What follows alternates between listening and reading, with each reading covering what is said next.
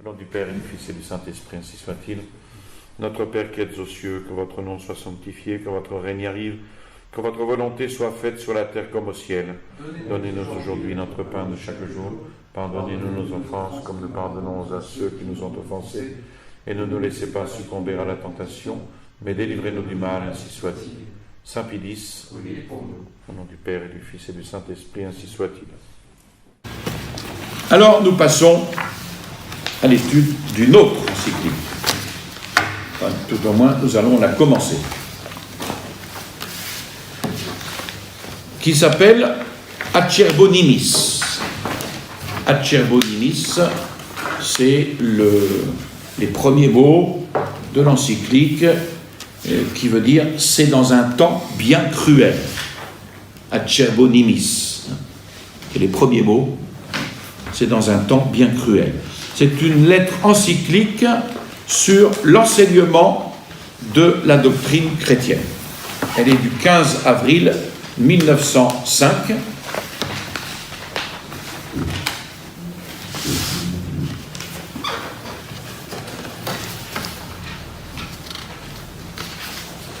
Alors, le motif de cette encyclique,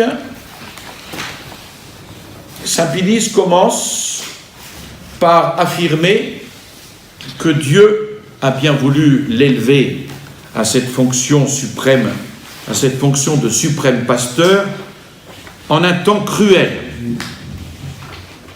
et difficile, où l'homme ennemi rôde depuis longtemps autour de ce troupeau et lui dresse des embûches avec l'astuce la plus perfide.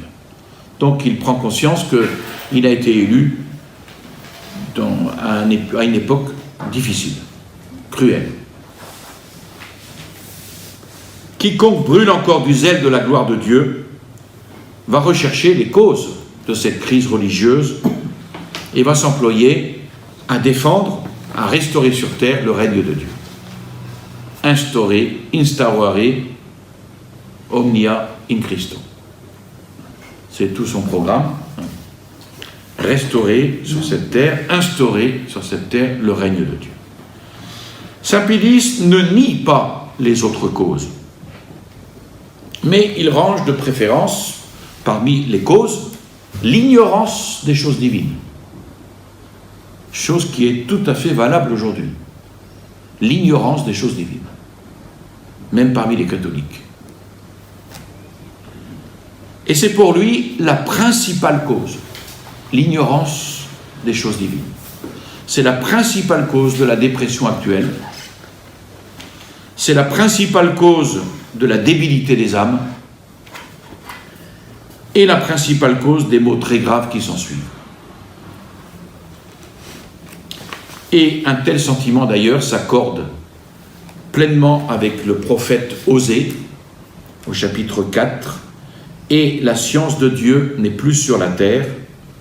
Le blasphème, le vol, l'adultère, le mensonge, l'homicide ont débordé et le sang a touché le sang. Aussi la terre pleurera et tout homme qui l'habite sera sans force. Vous voyez, c'est pas nouveau. Donc l'ignorance, c'est l'ennemi des âmes. Il y a une évidence. De nombreux chrétiens qui ignorent complètement les vérités nécessaires au salut éternel. Et ce n'est pas la prédication sur l'écologie ou sur l'accueil des migrants qui va changer les choses. Ces ignorants, ce ne sont pas seulement les personnes du peuple ou ces hommes d'une classe inférieure dans la société qui trouvent surtout certaines excuses à leur ignorance en ce que soumis à des maîtres durs, à peine peuvent-ils songer à eux-mêmes et à leurs intérêts, mais ce sont surtout ceux qui, ne manquant pas d'intelligence ni de culture, brillent dans l'érudition profane et cependant, en ce qui concerne la religion, ont une conduite pleine de témérité et d'imprudence, et demeurent tranquillement plongés dans les ténèbres, dans les épaisses ténèbres dont ils sont enveloppés.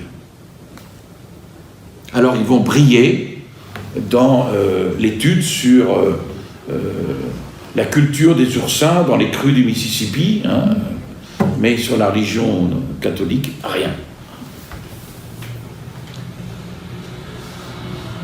De Dieu, auteur suprême, modérateur de toutes choses, ils n'ont presque aucun souci. Ils ne savent rien de l'incarnation, rien de la parfaite restauration du genre humain opérée par notre Seigneur, par l'incarnation. Rien de la grâce qui est le principal secours par l'acquisition des biens éternels.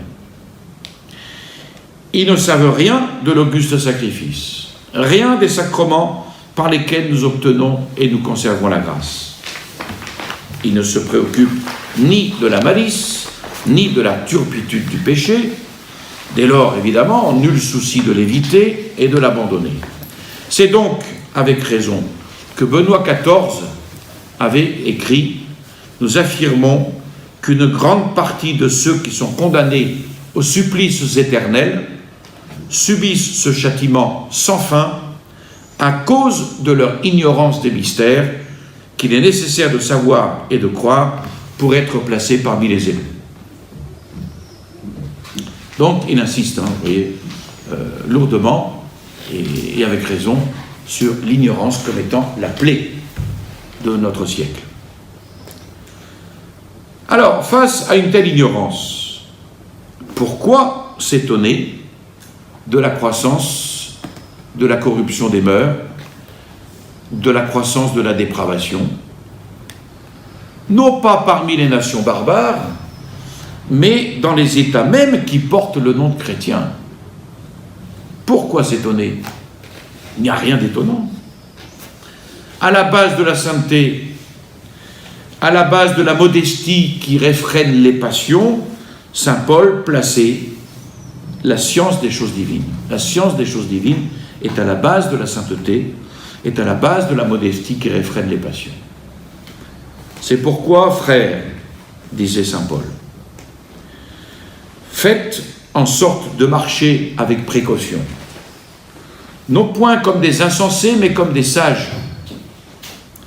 Ne soyez donc pas des imprudents, mais comprenez quelle est la volonté de Dieu.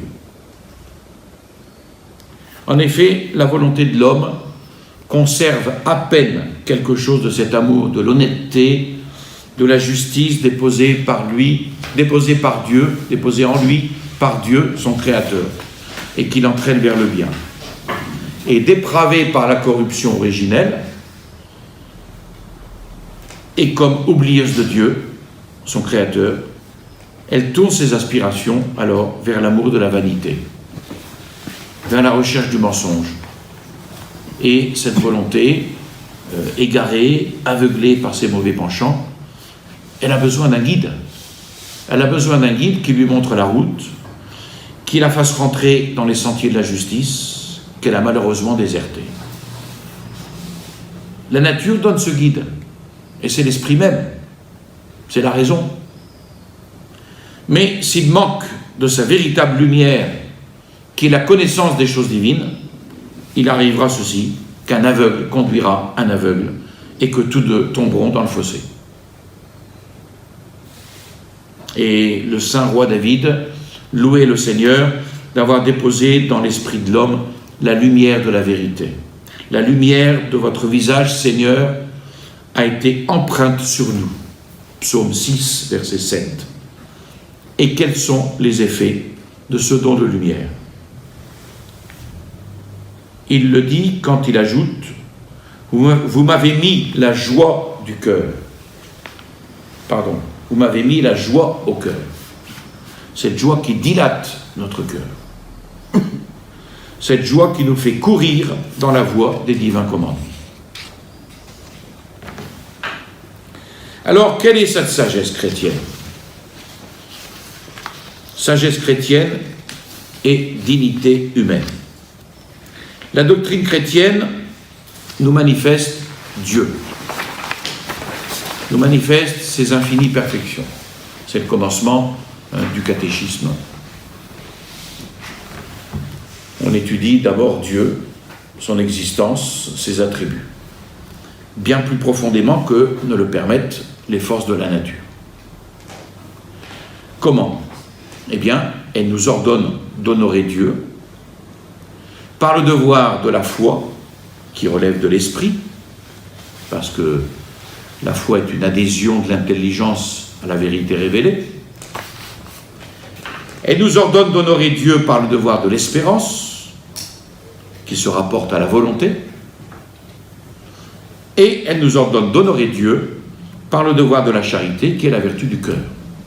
Donc là, tout l'homme a sa place. L'esprit, la volonté, le cœur.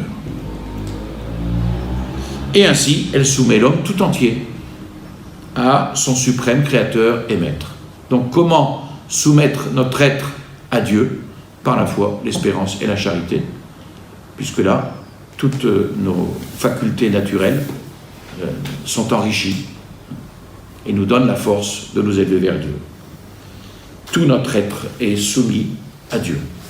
De même, la doctrine de notre Seigneur Jésus-Christ est la seule qui révèle à l'homme son éminente et naturelle dignité, en tant qu'il est le Fils du Père Céleste, qui est dans les cieux, créé à son image, et appelé à vivre éternellement heureux avec lui.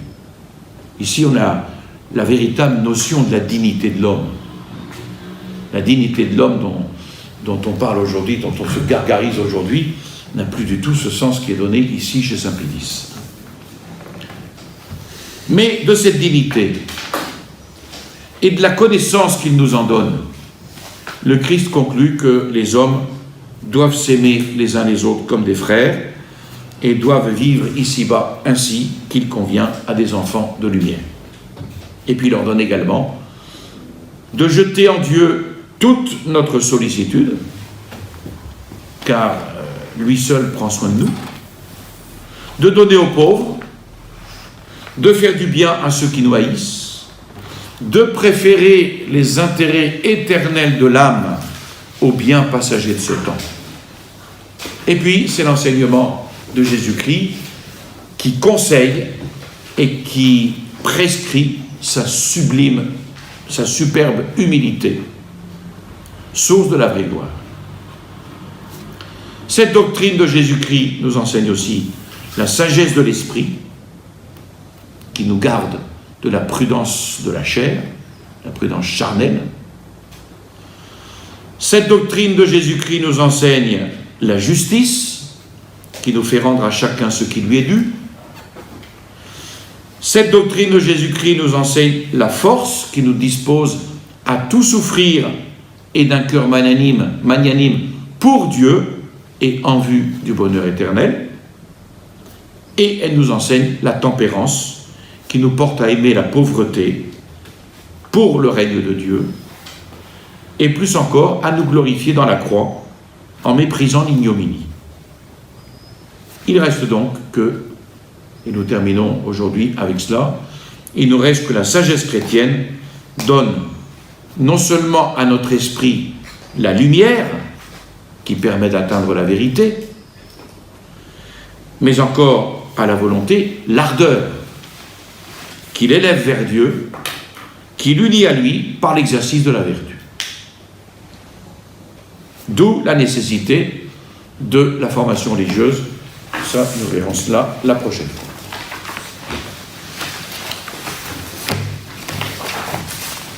Je vous salue Marie, pleine de grâce, le Seigneur est avec vous.